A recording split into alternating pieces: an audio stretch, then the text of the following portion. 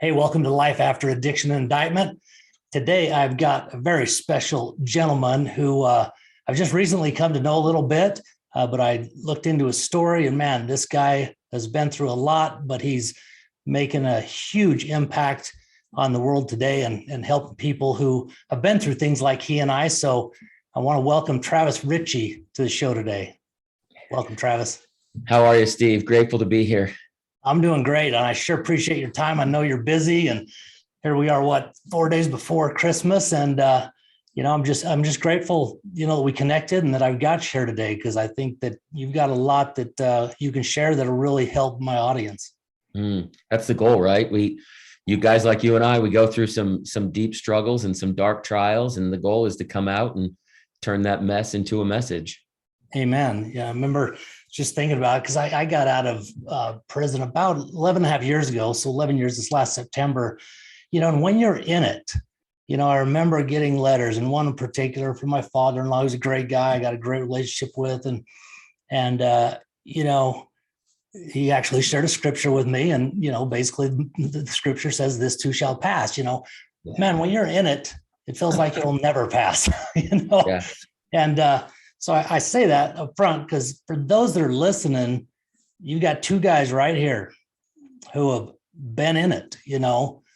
I've been in addiction. I was in addiction for 14 years and I never actually put this together. As I was about to say it, my prison time, my sentence was 33 months, but I did 14 months. So I'd never actually realized the 14 years and 14 months. That's kind of ironic, but you can get through it, and, you can win and you can have success, and you can get your confidence back. That's something that took me a long time.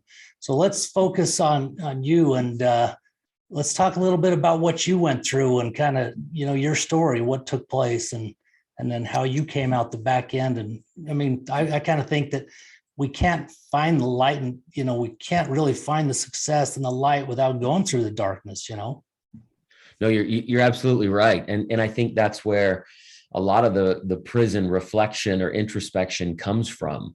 I think in society, we're bombarded with stuff, that overwhelms our plate, overwhelms our 9 to 5. And whether that's an excuse or whether we do it on purpose, I think oftentimes we try to avoid looking deeply into our souls and confronting our weaknesses or our limitations or our fears. I'll say, yeah, that's not a fun place to go, but no, it's not. But I think that being able to see ourselves, I know that being able to see ourselves clearly, that is a real pillar, a real key. It's really essential to, both our personal growth and our spiritual growth and just our overall well-being. Yeah, it's actually, to me, it's an actual gift, as you go through it. And like I say, it wasn't fun. I still challenge myself and try to do that often because it's a constant process, in my opinion. And, when you are sitting in prison, it doesn't take long. My experience was, it was real fast that I realized the things I took for granted. Oh, and, the things that really mattered most. And when they're taken, boy, it is a wake-up call really quick. Really quick. No, you're right about that. And I like to say this, and this as well, but as they take you through the intake process, from the moment you're handcuffed to the moment you're cataloged to the moment, like every step, they just take away and chip away at your morals and your values and your dignity, just kind of little by little. Yep. And that's interesting. And so there you are, in that 14 by 14 or that 5 by 7, cell, concrete cell, whether you're alone or you've got another individual with you. And like you said, you've got your thoughts. Oh yeah. And I can remember, and it's very interesting. I don't know if I've ever shared this, is so the day that I was sentenced, we expected there to be no outcome other than probation. I had fought this case for 6.5 years, and I'll get into that. The day that I was sentenced, I was in a suit, and I got handcuffed, and after they take you off and catalog you, you sit in these holding cells, and these holding cells are just terrible. They're usually concrete. They're usually nasty. There's usually like 10, 11, 12, 13, 14 individuals in there. And I remember you're kind of going cell to cell in these concrete barriers. And I remember this gentleman came in and he kind of looked like me and was dressed like me. And I looked at him and he sat down next to me because he wasn't one of these other, individuals that I didn't relate with. And so him and I started to have a very somber dialogue. When you're in prison or in jail, you don't dive right into, hey, what the heck did you do? Right. Right. So, we kind of feel one another out. And so I had just been sentenced to 2 years. And as I sat next to him, I found out that he had a family and I had a family, and, he was married and I was married. And so there were some similarities, and he fought his case. He took it to trial. Wow. And he received 6 years. Jeez. And that was the first moment, Steve, the first moment that I was so grateful for my 2-year sentence. Jeez, amen to that. Wow. That moment of gratitude. And you felt it. You've talked with those guys like, oh, whoa, thank goodness for this 2 years. Yeah, I'm telling you, that was the thing that got me through. I was really struggling my first couple of months in prison mentally, Mm-hmm. And I got a letter, and I've told this on past podcasts, maybe once or twice. And I got a letter from a friend of my mother's who I'd never met. And I can't even talk about this without getting emotional, because she worked with my mom at the temple. And for some reason, she felt impressed to write me. Mm. And she wrote me at least once a month the whole time after that first initial, and sent me books. And usually it was twice a month. But that first letter, she said something that I've never forgotten. I've shared it so many times with people, because she challenged me every night to look at 3 things I had that day to be grateful for. Mm. And as soon as I started to do that, which I did that night, everything changed, because it got me out of myself. It got me out of the victim mode. It got me out of the poor me BS. Yeah. It got me focusing, because you can't be angry, depressed, whatever emotion you want to think of, if you're focusing on gratitude. It's impossible. Amen to that. I'll tell you what, I love that. And I'm going to piggyback on a thought here. So a lot of what the world is struggling with right now is depression. Yes, big time. We've been removed from a lot of our familiar watering holes, from our friends, our family. There's this, 60-inch thing that hangs on most of our walls that dictates a lot of the thoughts and feelings and emotions that come into our house. The tele-vision, right? Exactly. The propaganda machine. Mm-hmm. And so I had this conversation with someone the other day, and I said, what I'd like you to do, and this is going to sound odd to people and maybe a little mean, but stick with me.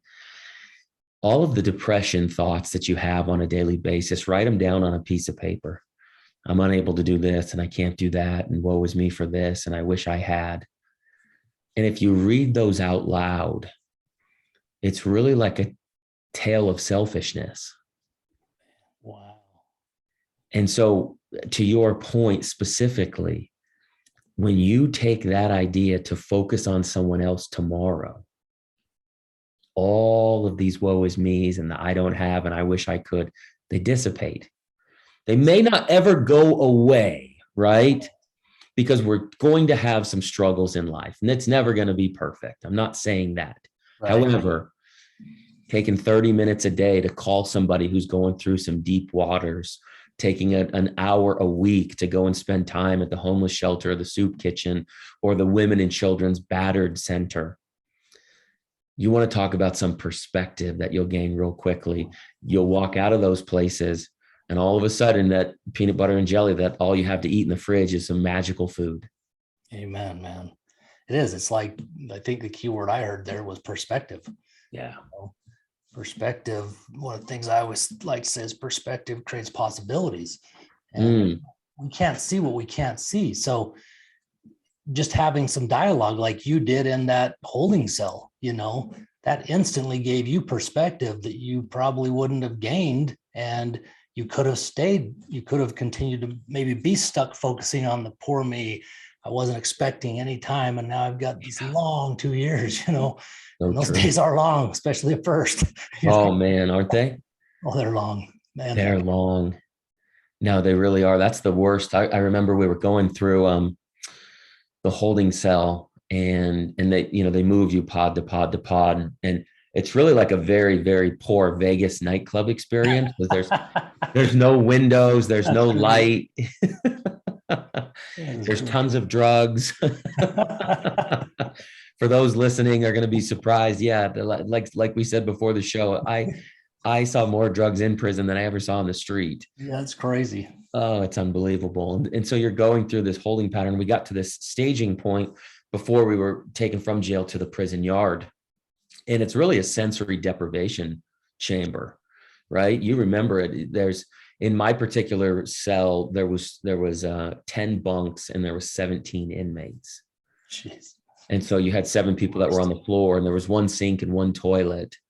And the worst. And I remember all I had access to was a tiny dull number 2 pencil and 5 sheets of paper. And so I could mail out my letters. There was no phone calls to my wife or my family. There was nothing. There was no visitation, nothing.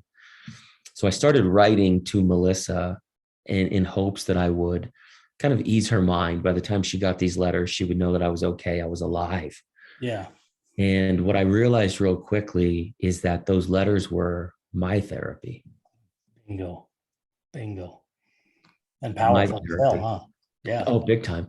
And it speaks to your point, the individual that told you, hey, no, write down 3 things that you're grateful for. Yeah. And so what I would submit to everybody listening is that's where I would start. If there's some of the depression, some of the anxiety. Depression is, in my opinion, a series of habits and routines that you've put yourself into. And anxiety is stuff that you're worried about in the future. Yes. And so that future fear that sometimes we focus on that doesn't have to be present in our life. Yep. What I would do is exactly what Steve did in prison. I'd start, whether it's a journal, whether it's on your iPhone, in the notes section. I'd start with 3 things that you're grateful for on a daily basis.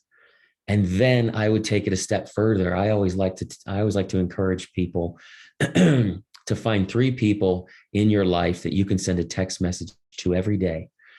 And I don't care what it is. It doesn't need to be long or short. There's really no schematic for it, but just a simple, hey, really appreciate you in my life. Hey, really hope you're doing well. We're all going to send the Merry Christmas tweets and texts on the 25th, but what about the 26th? I really want to, I've always told my wife, I really want to be somebody that celebrates Valentine's Day on the 15th of every month, not just of February. Well, I felt that it was this half-assed trip to the store to get flowers. Yes. And so I'd submit that to people. If you want to get out of some negative self-doubt and some self-talk, I'd start with 3 things that you're grateful for written down. And then I'd reach out to 3 people on a daily basis and find out how you can help them. That's powerful. Yeah. When we focus on just that gratitude and others, selfishness, like you said, it dissipates. And I don't care who you are. If you're a human being, there's nothing more fulfilling. And I'm speaking for me, but I believe this to be true about any human being deep down in their soul, that you get more fulfillment serving and helping somebody else from that than anything else in life. At least I know that's the way I feel. 100%. And sometimes I get too busy and too caught up in self and business, that I do get off track at times. And I want to talk to you about this, and I want to hear your perspective, because I have a feeling that you probably have done this and may still do this. I've gotten out of the routine as of late because of being comfortable. Yes. And that is what I call a conscious self-creation statement, which is the, I ams, the I haves kind of a thing, because as you know, our subconscious runs rampant. Yes. And, whatever the number is, 70 to 80, whatever, 1,000 thoughts per day that continue to just rapid fire through. And what happens, especially in a situation where you're down, whether it's a prison or an addiction or whatever the trial is that you're facing, if you allow yourself to stop and jump onto one of those negative thoughts and then continue to build a story around it, that's what takes us into those darker places. Yeah. And so I used to start every day, and it was I was training a bunch of realtors one day, and I told them this, and I've been made fun of since, but it's the truth. I got to where the habit of me starting to say that to myself was right as soon as I literally crossed the threshold, getting into the shower every morning, you know, and then I would just say it, you know, I treat myself powerfully every day. I'm a 5-star dad. I'm a 5-star husband. And I just go on, you know, it's about a 3 or 4 minute deal. And you know, obviously the more you can, you know, when I learned about this, you know, I was told, and I believe this to be true, you know, if you can see it, hear it, write it, and read it, then it really is powerful. But I got to the point where I definitely would say it daily. And I did say it out loud to myself. And, you know, it's crazy how that does rewire a little bit your mind, but it also, you know, whether you want to believe it's what you're putting out into the universe that you attract. I really believe in that. Yeah. You know, I think it might have been, I can't remember if it was Carnegie or not, but, you know, what we think about, we bring about, basically. That's the gist of the statement, you know. Yeah. And it's insane. I started to do that because, like I mentioned to you earlier, I was really broken for almost 8 years out of the 11 and a half I've been out of prison. Wow. I didn't have the confidence. I was just kind of unsure really what I wanted to do. And it really came down to confidence, honestly. But as soon as I started hiring coaches and then I started to do that, it's insane how much of that is everything but 2 things that I say has manifested itself in my life. And it only took about 2.5 years. It's crazy. Isn't that amazing? Yeah. It's amazing. And it looks like, but to your point and to what you did, you focused. Yep. And we know, guys like us, because we've been on both sides of this fence, what we focus on more, we get more of. Yep. So true. It is so true. If you don't believe it, those listening, you know, I guarantee you can find somebody in your life that you either think, man, they're so lucky, or they're so negative. Yes. And then look at how they both operate, and you'll see it. It's really clear, actually, as you So true. really look at it, you know. It is so true. No, you're absolutely right. I do. And to your point, you know, about your routine that you would do, you know, every morning, or, you know, each time that you got in the shower, it's like the biggest dream killer that I've experienced in life is usually the person that stares back at us while we brush our teeth every morning. So true. That is the only person that can kill it. And it's the That's only it. person that can create it. You're right. And so it's like everyone's number one enemy is themselves. Sometimes it's your ego. Sometimes it's a lack of focus. Sometimes it's jealousy or negative self-talk. And oftentimes it's your inability to believe that you deserve more. Bingo. That's what it came down to me. You know, I say the confidence, but it was also, I had to learn to love Steve again. You know, I had forgiven because I knew going in my situation, I had no problem. I knew I was square with God, you know, but I hung on to a lot of things that was robbing me to believe that I was worthy, you know.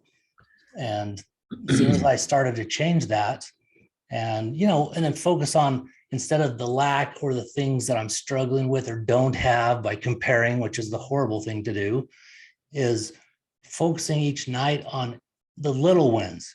Yeah. You know, because if the compound effect works with money, but it works in life too. Yeah. And instead I would focus on, man, it sucked wind today, I didn't do that, or I did, you know, instead of, man, I at least got that done. Even if it's mowing the lawn, you know, whatever it is, it's making your bed, if that's something you struggle with, whatever, you know, it's focus on the positives, you know. Yeah. Stacking those wins on a daily basis. Yep. I think those are some big things for people to focus on. If you're going through some tough times, you know, that's what helps. That's what always helps me with hope, you know, Yes. that I can accomplish these things. And as you start to stack those wins and accomplish those wins, if you're a real go-getter, then you're going to start to push yourself outside of that comfort zone that you talked about earlier. That's a big key, isn't it? It's a huge key. Can't It grow is. without doing it. No, it really is. There's, and to your point about like allowing yourself, there's one thing that I just really focus on for folks that are having a tough time is that there's no strings attached to love yourself. Yes. You don't need any reason other than just merely existing in this world at this point to love yourself. And I think as we get older, we have a lot of these, pre-wired traumas that we deal with. And it really forces us outside that we're not good enough. We have a lot of social media that's in our face that convinces us that we're supposed to be perfect. But yes, I go back to the times where, and I have an 8-month-old at the time right now, I have an 8-month-old right now. And you've seen this with your little ones, but it's like when that little baby, is playing in the bedroom and they crawl up to the mirror, like the big sliding glass mirror, right? And they crawl over to it and they stand up and they see themselves as a reflection. And there's always this big smile on their face. Sometimes they even might kiss the mirror, right? Yeah, I've seen that. I go back to that moment that we've all been there. We've all been that little baby looking in the mirror. And I just want to be super clear that you need to allow yourself to be loved. Yes. Yes, that is so true. Everybody struggles with doubt, right? Everybody struggles with bad habits and insecurities, but those are perfectly normal. I think that that's the difference between understanding or staying in a particular state and moving past it. The difference is there's always the two pains of life, the pain of discipline or the pain of regret. Yeah. And if you're going to get yourself out of this place that you're stuck, you've got to live in that pain of discipline. You've got to do those things that are a little uncomfortable. If it's the positive affirmation, as you stand in front of the mirror every day, if it's the high five in the mirror, if it's the texting yourself the positive things, if it's writing down on a Post-it note the 5 things you're going to do today, and then physically checking them off so you can see it as you're progressing forward, whatever those things are, remind yourself that that pain of discipline is going to move you to the place where you're going to allow yourself to be loved. Yeah, that's great stuff. So when you went to prison, what year was that? 2012, decade ago, almost a decade in about 10 days. Yeah. And so you were married. Yeah. Married. And so how was that? Man. We talked for a few minutes about how that affected our spouses. Yeah. Or maybe some of those spouses that are listening. Yeah. I can tell you from my standpoint, I was incredibly selfish but I learned very fast that my wife was the person in prison, very much worse prison than me in so many ways. Man, so good. I called home about 3 weeks after I'd gotten there, and I was in that pity pot BS stance of being a victim and poor me. And I remember saying, do you even care about us? And the response was, I don't have time to worry about us. Whoa. Dude, that pierced my heart like you cannot believe. Whoa. That was one of 2 times in my life that I prayed like I've never prayed. And the first one was when my attorney called me on a Sunday morning saying I was pleading that night in Salt Lake to the feds. And I won't go through those because I've taught about it before, but that really hit me because here you got a woman who's with 5 kids. Whoa. The oldest is a senior in high school, a boy. Now the man of the house, and has no income. Well, she had a little. She was a nurse. She went back from 1 day a week to 3. Used to live in a very comfortable life. Yeah. In the process of being forced out of her dream home. Yeah. And man, that woke me up really fast, and it hurt like hell. Not only the fact that she said she didn't in my mind didn't care about us, because once again, I'm reacting as a poor victim, but it turned me around pretty damn fast to realize I got to do everything I can to support. And that's, I'm not going to speak for you, but I've always been able to handle things and deal with life and solve problems. And all of a sudden, for the first time in my life, I'm faced with a situation where I can't do hardly a damn thing. And that killed me. No, I'm in the same boat as you. Yeah, we were married, still are married, 14 years going on 15. And yeah, pretty rad. And yeah, she stuck through the whole entire thing. But you're absolutely right. Same thing. I was an entrepreneur and we lived a very beautiful life and had all the vehicles in the driveway and all the trips that she ever wanted and, all the accoutrements of life, if you will. And like you said, and all of a sudden, there you are having the pity party of your life. And you realize that, that she's the one that's suffering. She's the one that's having to deal with the questions. Yes. And the embarrassments, the 6 p.m. news story that was about me. And she went through all of it. The people in the church that had their opinions and, all of that stuff that she dealt with and that she went through. And so, to your point, I was always the fixer, have been since I was little, always was the guy that had the solution and took care of everything. And when she had to really take everything head on, you had 5, we had 1 baby, very, very, very little baby at the time. He remembers none of it. He was that little. I was in for 15 months and, that was about the duration of his existence. So he remembers nothing of it.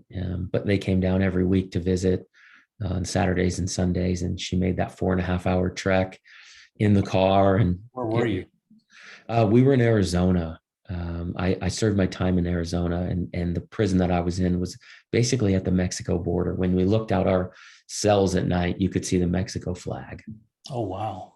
Yeah, it was that close it was actually closer walking distance to the Mexican border than it was to like our job every day. Was this a state or federal facility? State. Yeah. So I'll rewind a little bit for everybody. So I had the opportunity to work in the finance world for about 7 years prior to my life now. And so at the age of 25, I managed a hedge fund, and that hedge fund had $10 million under management. And that hedge fund was registered with the Securities and Exchange Commission, the federal government. And we registered exempt on a Reg D offering, a Rule 506, which is just an offering that tells the federal government what areas and states you're going to raise money in and how much and kind of what your investor minimums are, just kind of a document that you file with the Securities and Exchange Commission to let them know that you're raising capital. The way that securities laws are, they're very, very, very convoluted. They're very murky. I relate it today when I try to talk to people about it. It's the way that the medical marijuana is happening now across America. Gotcha. I can purchase it, for example, in Oregon, but I can't take it to Idaho. I can purchase it in some parts of California, but I can't take it to Arizona. The federal government will still arrest you with a truckload of marijuana. So make no mistake about it, you're going to prison. So it's a very confusing time, right? Some people have a card. So anyhow, this was also in the height of what is now referred to as the Great Recession. Yeah. And, money managers were 4-letter words at the time. We were evil humans because it had nothing to do with the accountability that America should have taken about being greedy on refinancing a home 3 times in a year. But that was our fault as money managers anyhow. So I was very young, I was 25 years old and had this fund. And in Q3 of 2006, we raised about $3 million and we closed that portion down in Q2 of 2007. So this ran for approximately 9 months. We raised capital and it's a very common thing in this world. It's happening right now as we speak, as a matter of fact. Funds are opening and closing at a rate that's unprecedented because people have a lot of disposable income right now. Yeah. The stock market is wild and uncertain. Oil is wild and uncertain. The real estate market is wild and uncertain. So people are just pouring capital into opportunities. And so you'll go out and you'll have a capital raise of, let's say, $1 million. That could fill up in 72 hours. So you close that fund, you move on to the next one. This was the same process that was happening in 05, 06, 07. And so that fund was closed down. Part of the money that was invested was a gentleman who was going through a divorce in Arizona, and he had harbored this money to us illegally.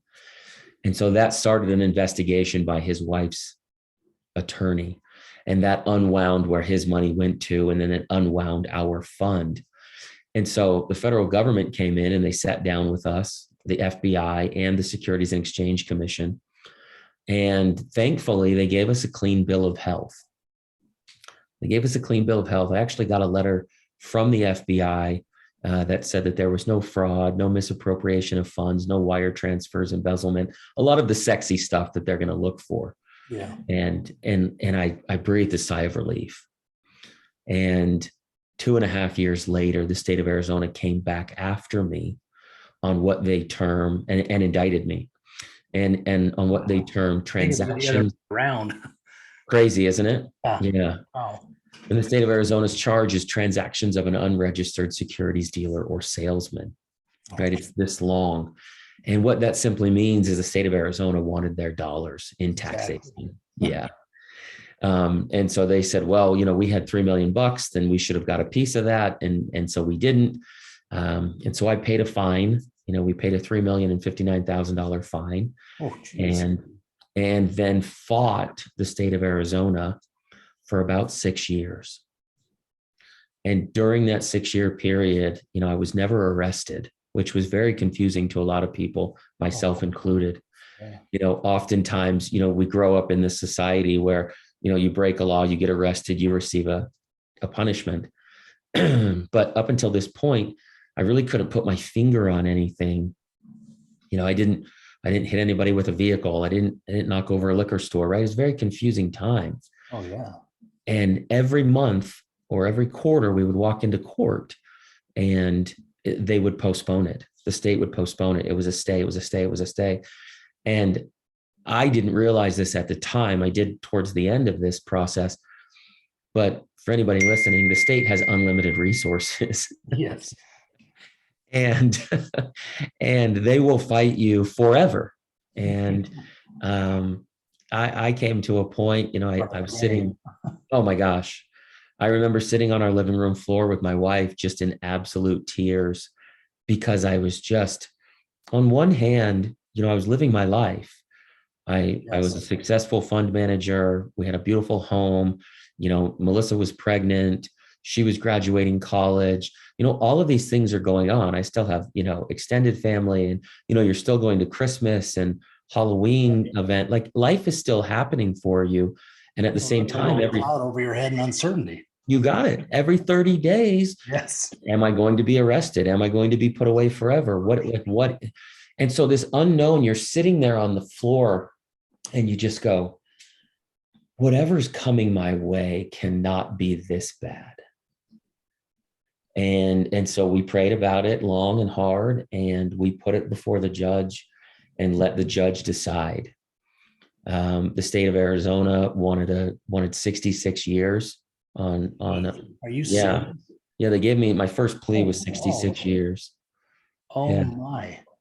Yeah. The way they classified it was everything over the state, not the feds. With my experience, the way they play dirty, that's crazy, man. Really crazy, really, really crazy. It's almost unheard of on this particular case. And there was a lot of political fodder behind this case. And, there was a couple individuals that were trying to increase their rank in society based on this case. And too much of that.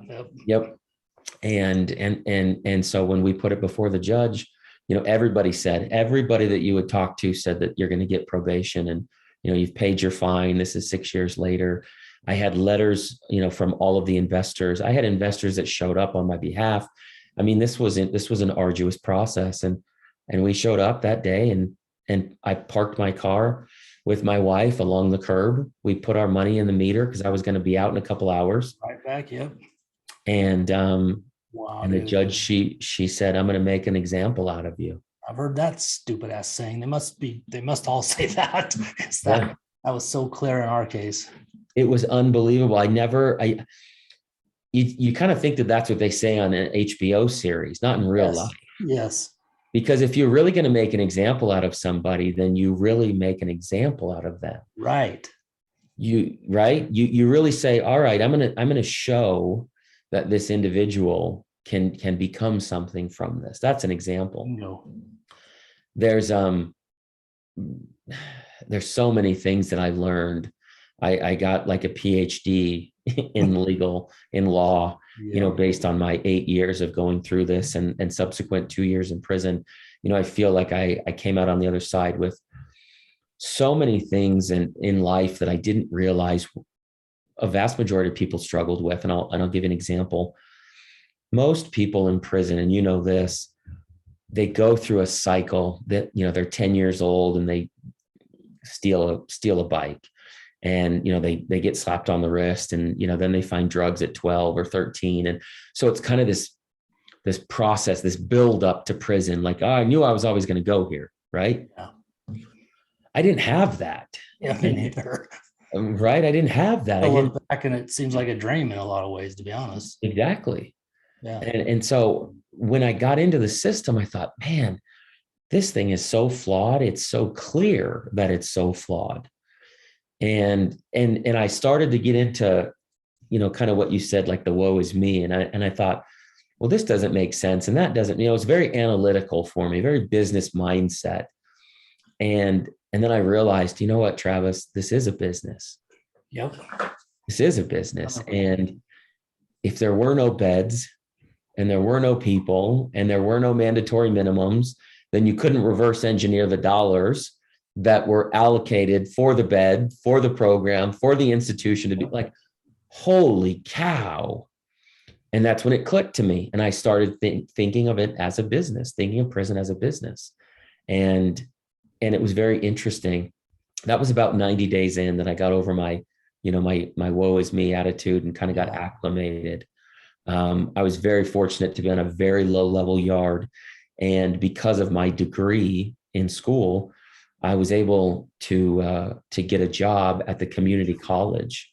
And I left the yard every day. The yard. Oh, that's great. Yeah, that's a huge. I left the yard every day and I went and taught at the community college. And I started teaching a business 101 course. And the inmates, it was so rad. The inmates would gravitate towards this course because they all wanted to learn about money, and so they'd call me Wall Street. Hey, Wall Street, what does this do? What does that do? And so, half of their ideas, I'd go, well, maybe this isn't legal. Maybe we should tweak this. The ideas that these guys come up with inside prison, some of them are just genius. Some of them are evil genius. Yeah.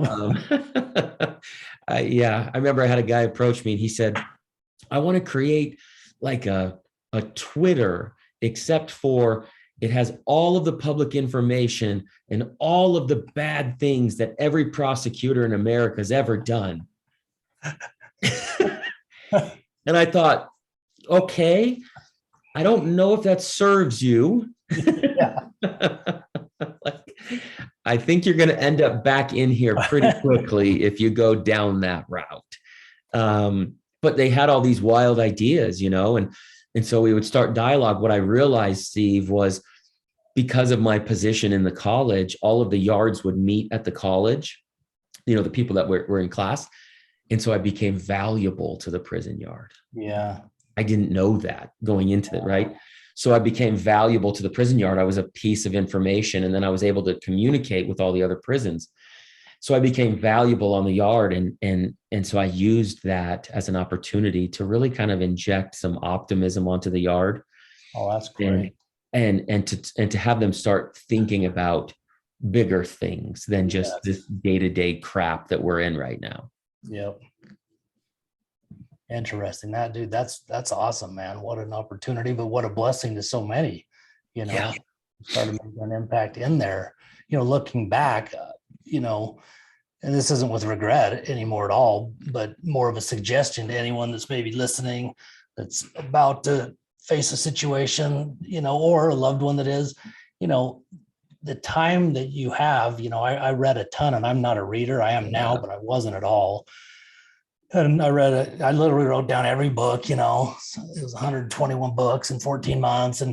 But I wish I would have read the stuff that I've been reading the last, 6-7 years, instead of just the stuff to keep my mind, it was like being in the movie. I just kept my mind in a book and kept me occupied. I read a few good ones that I'd consider, from an educational learning standpoint, whether that be, something like How to Win Friends and Influence People, things like those books. I'd read those years and years ago. But, if you can use that time that you've got to really focus on bettering yourself, like as you were doing and teaching, you became that tool to help people see things differently and to look at things differently.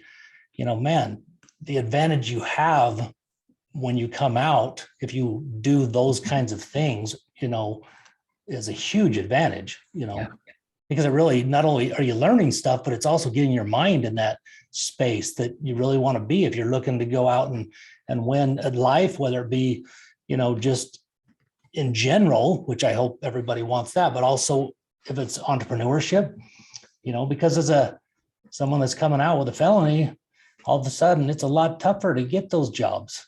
Oh. And that's why I try to focus on, hey, you can reclaim your life through entrepreneurship, and reach out to guys like Travis and myself, because we're here to help you. We'll guide you, we'll give you resources that we know of. And because the whole key is we want to help you get from A to Z much quicker. Yes. That's the key. No, you're so right about that. And so many of these guys were entrepreneurs, just in the wrong industry. Yes. And so we get to teach them that, a lot of the work that we do now inside the prisons, we have an entrepreneur course. It's a 12-week prison style Shark Tank course where we go through and help these guys understand how to build a business and to do it the right way. And, it's not like this big deep dive into, taxation and S corps and C corps, but yeah, it's just really to get their wheels turning and their mind spinning in the right direction, and giving them a little bit of confidence and hope to say, you know what, I'm going to bet on myself this time. Yeah. And because that's what I've done. I tell these guys all the time, if you think starting a business, a pool cleaning company or landscape company is difficult, keep in mind, you used to walk around with 2 guns and 6 pounds of cocaine. Yeah. Like most people would say that's pretty fearful, but the worst thing that's going to happen to you is you're not going to be successful on your business. So, so we get to walk them through some pretty cool metrics and really see their minds expand and their lives change. And to your point, you can really reinvent yourself through entrepreneurship. Yes. Yes. Well, that's great stuff. So how long did you end up spending in there? 14 months, you said? Yeah, 15 months, 17,520 hours. There you go. Long enough, man. So yeah, I got out in 2013. They take away any ability to go into the same industry? No, I didn't have any disbarment or like that or anything. No, nothing like that. So, when I was inside, I really realized that I could help change some of this problem of the cycle of incarceration. Super unfortunate. It's an underserved community, and it's usually a revolving door. Yep. There's zero focus on rehabilitation. Zero.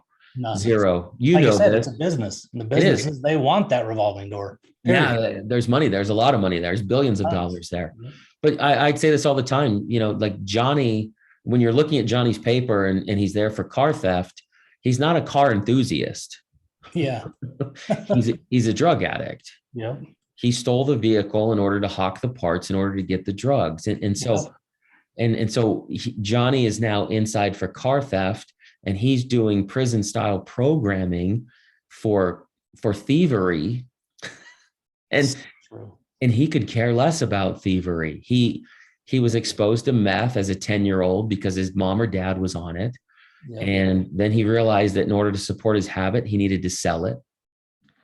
And right, this is the cycle. This is the story. That's And the key focus right there that is so missed. What so, is the trigger? What is the reason for the act? yes, That's yes, and that's the thing that yes. has to be solved. Yep. Yeah. And so I was inside and I told Melissa, I wasn't in more than, 6 months. And I said, man, I can fix some of these problems in here and some of this cycle of reincarceration. And the first, the easiest fix for me, coming from the financial world was credit. Yeah.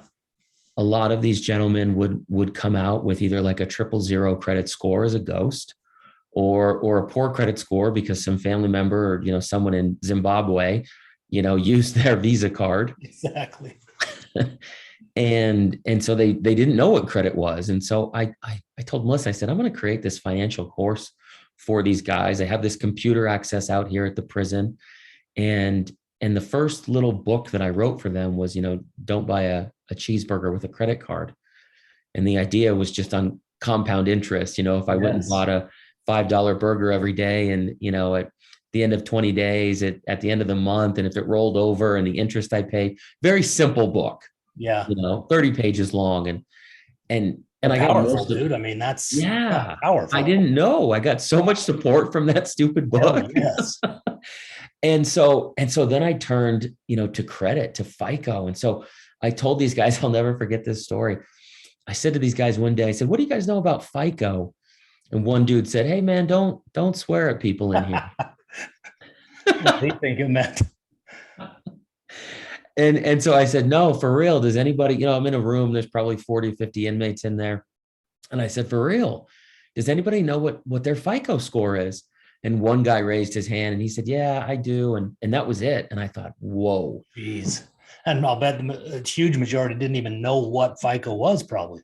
They had no clue. Score. Yeah. They had no clue. And I said, okay, how when you get out and you go get a job and then your PO says, now you need a vehicle to get to the job, or a vehicle to get to your PO's office, and a vehicle to get to see your kids, right? Mm-hmm. You're going to go to some buy here, pay here lot.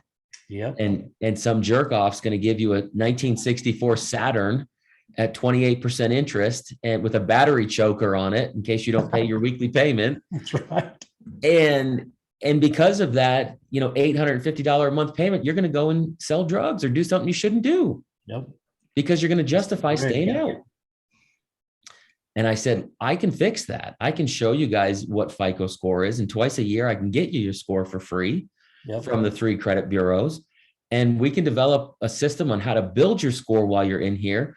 And they were like, what in the heck is this guy on? And I said, just give me some runway. Let me run with this program. So I went to the powers that be inside. And I said, give me some runway here. Like, let me get these guys the credit score. And of course, all of the, prison red flags go up like, oh, now we're going to have credit and we're going to be printing money. And I'm like, no. Like, let's just do this the right way. And I thought, man, I could fix this. And so when I got out in 2013, I started what is now known as Accomplished Ventures. And, it's just an educational platform for incarcerated and returned citizens. And we started with financial literacy and then went to entrepreneurship and business 101. And now, fast forward nearly a decade later, we're the largest provider in North America of prison content in the country. Dude, that is so awesome. That is fantastic, man. And, I'll highlight this at the end and have it in the show notes, but your company's name again, and it's .org and it's Adventures, ED, right? Not AD. Yeah. ED for the education. Yeah. It's Accomplished Ventures. Okay. And .org. Yeah. And so where I came up with that was, I was sitting in my cell one day, writing like you and reading like you. And I thought, man, the word, everybody comes out and they say, I'm a felon, I'm a felon, I'm a felon, I'm a felon. I keep hearing this. And I thought, man, a felon is nothing more than a noun. Yeah. And I thought, okay, so if I put an adjective in front of that noun, like hair or teeth, like, okay, white teeth, missing teeth, yellow teeth, like, okay, it gives you a perspective of that noun. And I said, I want these guys to be accomplished. I want them to feel accomplished. Love that. And so I went back to the school the next day and I told these guys, I said, let me explain to you the difference between a noun and an adjective. Yes. And then I want you to pick your own adjective.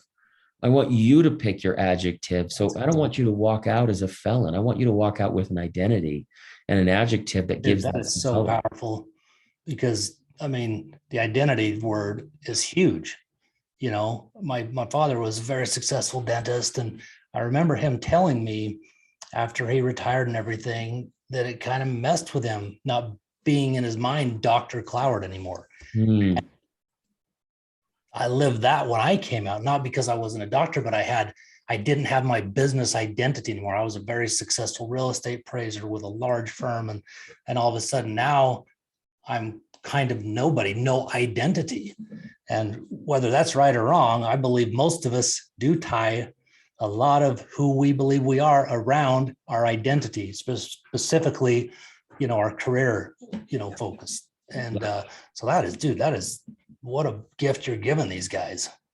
It's been pretty rad. So awesome. I tell you what, I've had a decade of magical experiences inside prison walls around the country. Dude, You know, that's so awesome. I've had the opportunity to speak at, over 200 different jails and prisons around the country, and Wow. both to the inmates and the residents, but also to the staff. You know, That's huge to me because I experienced some horrific staff. I was in Colorado, right down the road from the ADX supermarket. ADX. That's where I worked actually. And the treatment we got from the SEALs when we went to our job at the ADX was just disgusting. Yes. Just disgusting. Well, I'll tell you this, and you'll probably agree with this statement. I've rarely, if ever, met an individual who gets involved with the prison system who's looking to unlock people's potential. Yes. Yes. Wow. Most of the time, right? Yeah. I mean, what a gift. What a blessing. I mean, not only for them, but I'm sure for you as well, because of what it's doing, like I said earlier, the fulfillment, I can feel it. I mean, I feel because that's what turns me on, Yep. It's my juices flowing is just knowing you're helping and make a difference. It's pretty incredible. And I come from a broken household, from a father who, wasn't a father, isn't a good human, suffered with his own demons and addictions. And so now I get to our oldest is 10 and we have one boy and 3 girls. And so my oldest boy is 10, my only boy is 10. And it's so rad to be able to see him start to understand that these people in prison have made choices to be there, but that doesn't mean that we forget about them. Yeah. A lot of good people, make bad choices. Yeah. And a lot of bad people make good choices. Bingo. Yep. and I'll submit to this that there's 60%, if not more, of the people listening, we're just grateful that we haven't been caught. Amen. Yes. Because I don't know of anybody, and you and I both know some saints of individuals, but I don't know of anybody who's told 100% truth on every tax return they've ever submitted. Right. Right. And perhaps it wasn't malicious, but Right. nonetheless, right? Yeah. The government doesn't have a malicious clause. Yeah. So I submit that to a lot of people, that and the way that I add up the prison system is like this. There's 20% of the people, and these are round numbers, there's 20% of the people who deserve to be there. Yeah. If you've done stuff to women and children, you're not going to get my attention or my time. Right. You deserve to be there. And there's just some really horrible humans that are in the world. Yep. You've got the other 20% on this side who are the exact opposite, who are a victim of circumstance. Yes. There's one in the news that's circulating right now about the young boy with the driver, right? The semi truck. Oh, I don't know if you saw that.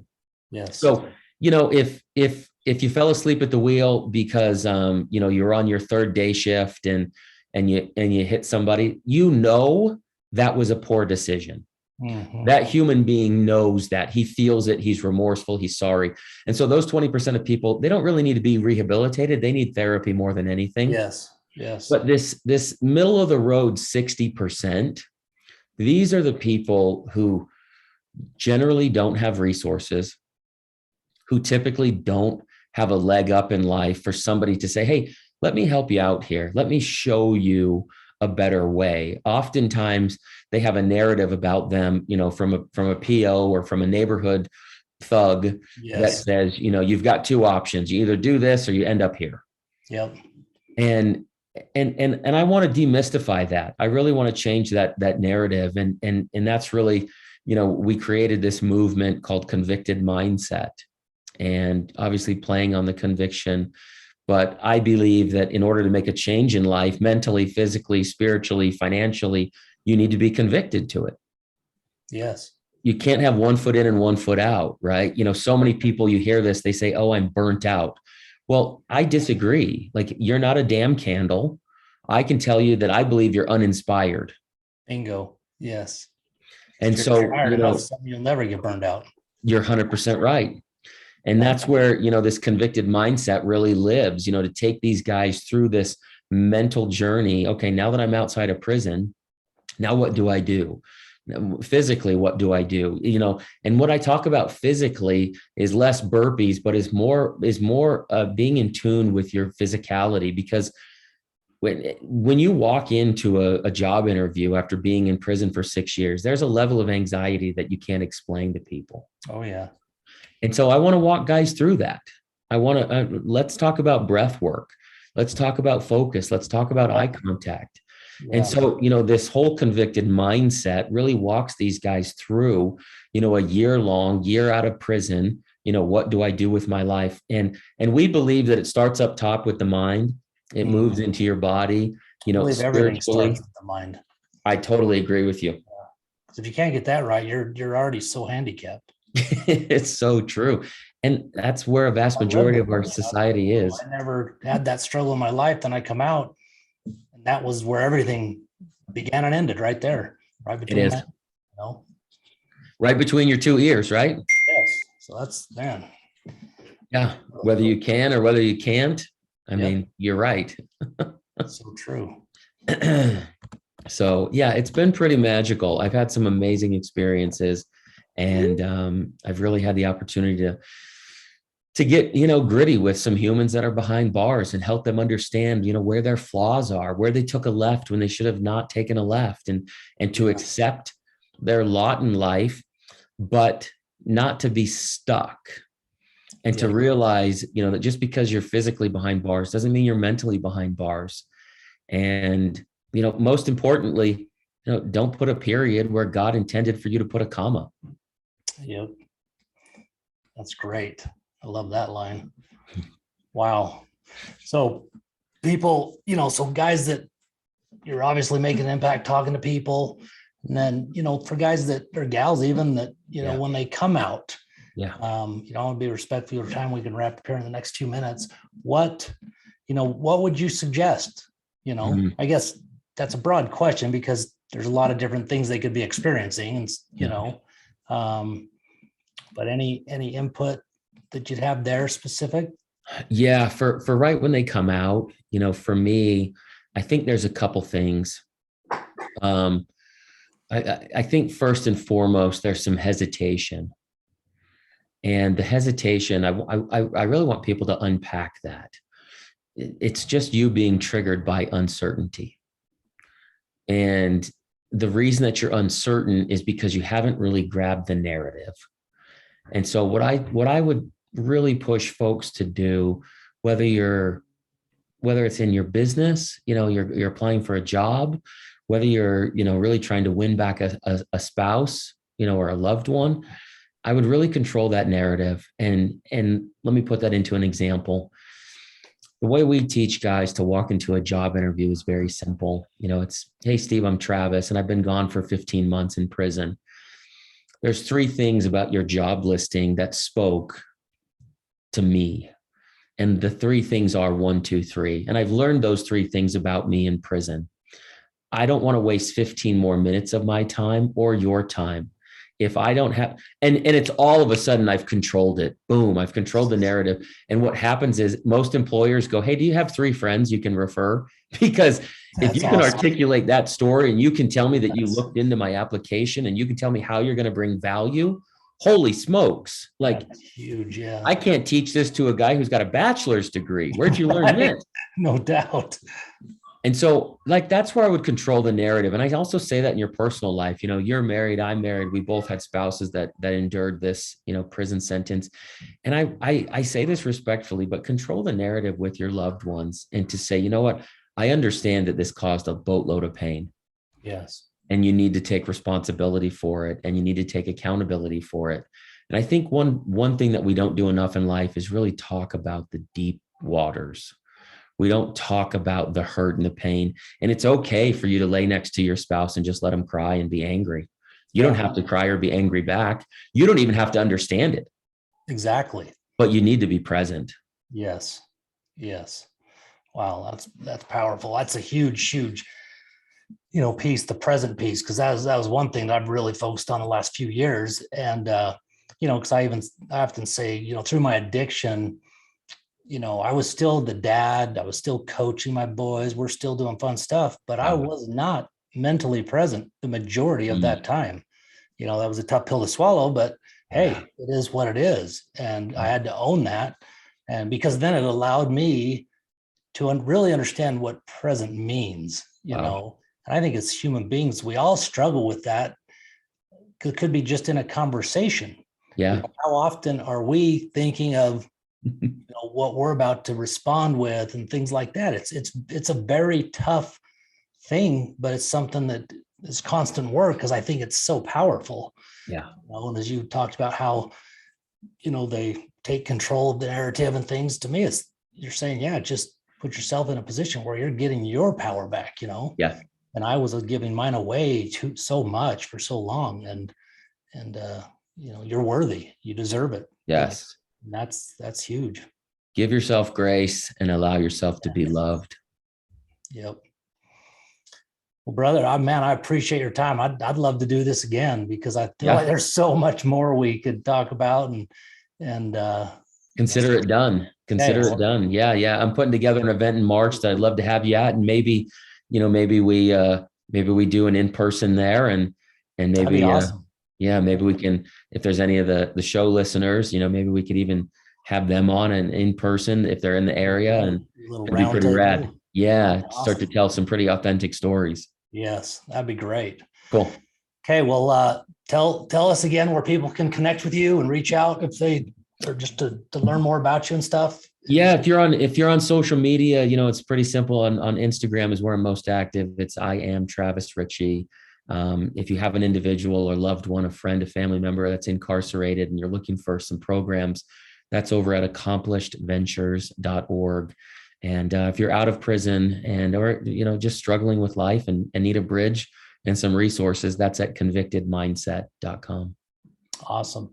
And for those of you listening that maybe afraid you're going to forget and don't have something to write that down, they will be in the show notes, so you'll have all that down there. So don't sweat it.